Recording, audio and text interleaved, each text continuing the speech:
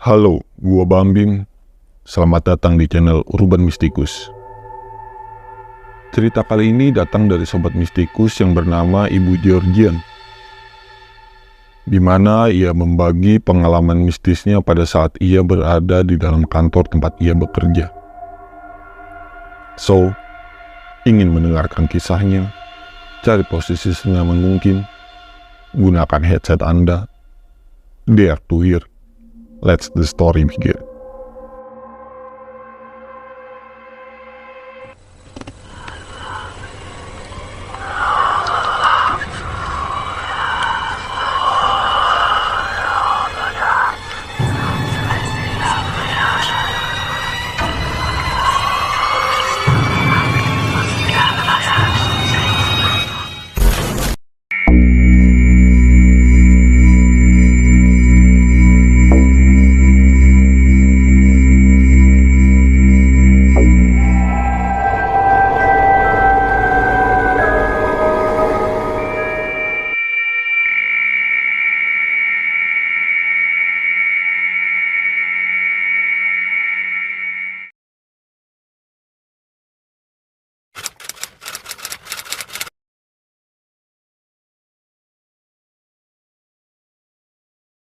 Ibu Georgian adalah salah satu anak dari keluarga menengah ke atas.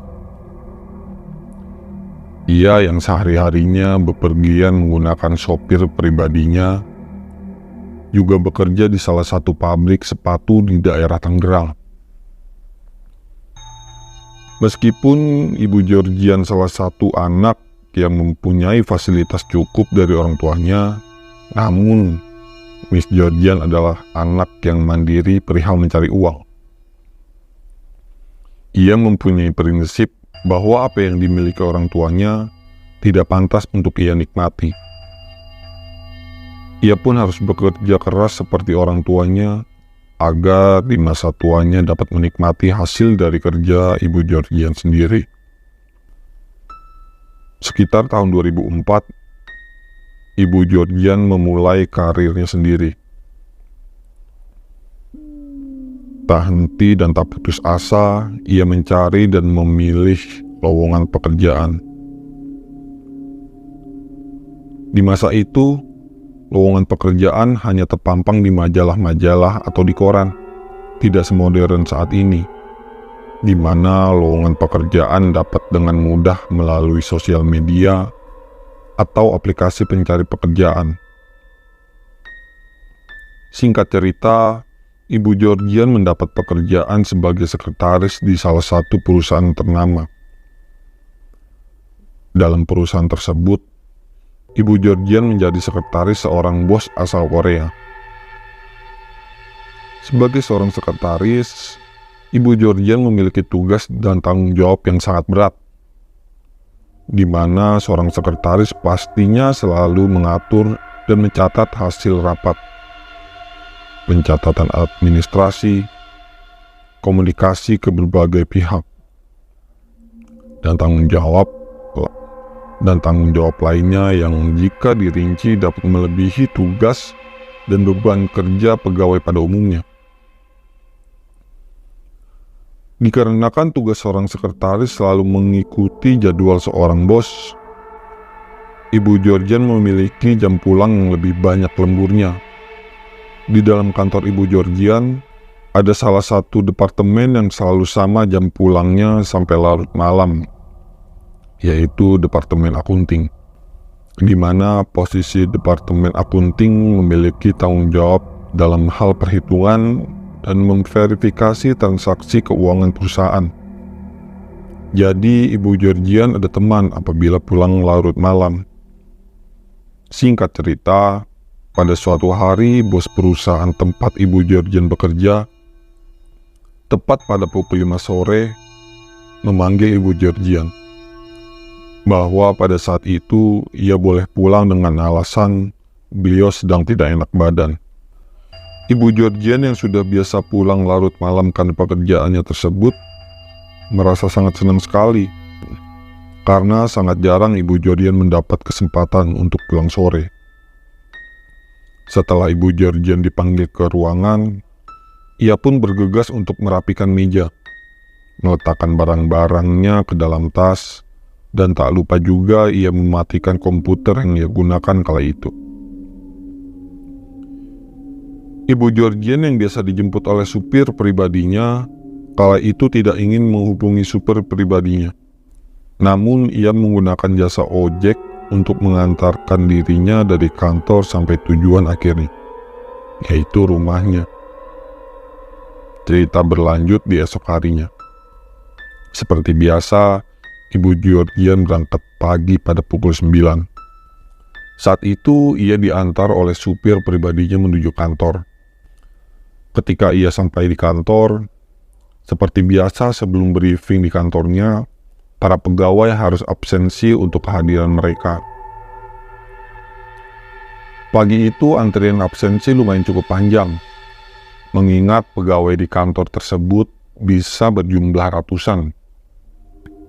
Namun letak fingerprint hanya terdapat pada lantai 1. Alhasil pegawai yang ada di kantor tersebut sampai di kantor langsung mengambil fingerprint dan mulai bekerja. Setelah Ibu Georgian fingerprint dan ingin beranjak ke ruang tempat di mana ia bekerja, sang kepala akunting yang bernama Pak Iwan bertanya kepadanya. Hai Georgian, aku mau tanya deh. Kemarin tuh kamu pulang jam berapa sih? Saya panggil-panggil kamu untuk pulang barengan sama yang lainnya, kamu diem saja. Apa kamu ketiduran? Atau kamu lagi mikirin sesuatu sampai kamu dipanggil diam saja? Karena saya lihat kamu sedang menelungkupkan muka ke meja. Ya udah saya tinggal aja, karena mungkin kamu masih lama. Ucap Pak Iwan kepada Ibu Georgian. Sontak ia pun kaget mendengarnya meski ada perasaan merinding. Namun ia langsung menyelanya. Hah, Bapak? Yakin lihat saya tadi malam di meja? Benar, saya lihat dengan mata saya sendiri. Kamu menelungkupkan muka ke meja.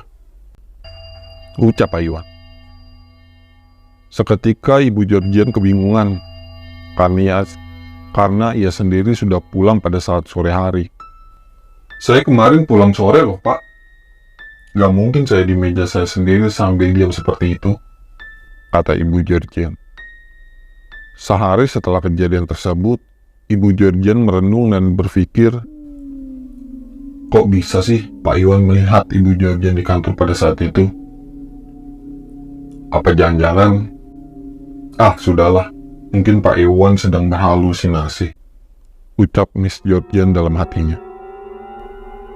Pada siang hari, bosnya Ibu Georgian memanggilnya untuk ke kantor. Namun pada saat ia ke kantor, ia melihat ekspresi muka bosnya itu datar dan dingin. Pak, ada apa panggil saya? Ucap Ibu Georgian.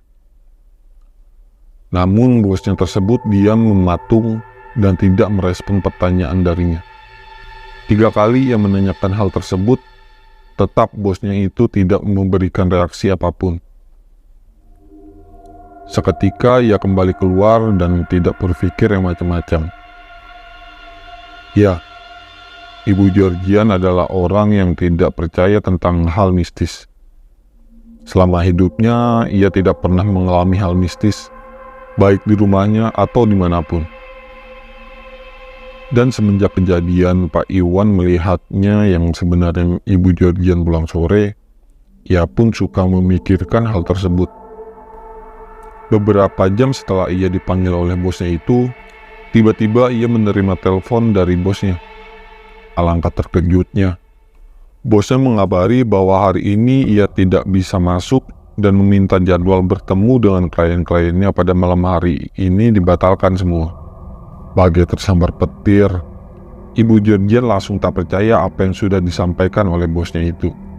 Tanpa membalas perizinan bos tersebut lewat telepon, Ibu Georgian langsung berlari menuju ke ruang bosnya, dan benar saja, tidak ada orang di sana. Terus, siapa tadi yang menyuruh saya ke sini? Ucap Ibu Georgian dalam hatinya. Dari kejadian tersebut, Ibu Georgian langsung merinding. Ia sekarang percaya bahwa kita hidup berdampingan dengan makhluk yang tak kasat mata. Terima kasih telah mendengarkan sampai detik ini. Bagi sobat mistikus yang ingin sharing cerita, baik tragedi atau kisah mistis lainnya, bisa kirim ke alamat email kami di urbanmysticusch@gmail.com atau ke akun Instagram @urbanmystikus. Like jika kalian suka, dan jangan lupa subscribe ke channel Urban Mystikus dan nyalain lonceng notifikasinya agar nggak ketinggalan cerita-cerita horor dari kami. See you and beware of your mind.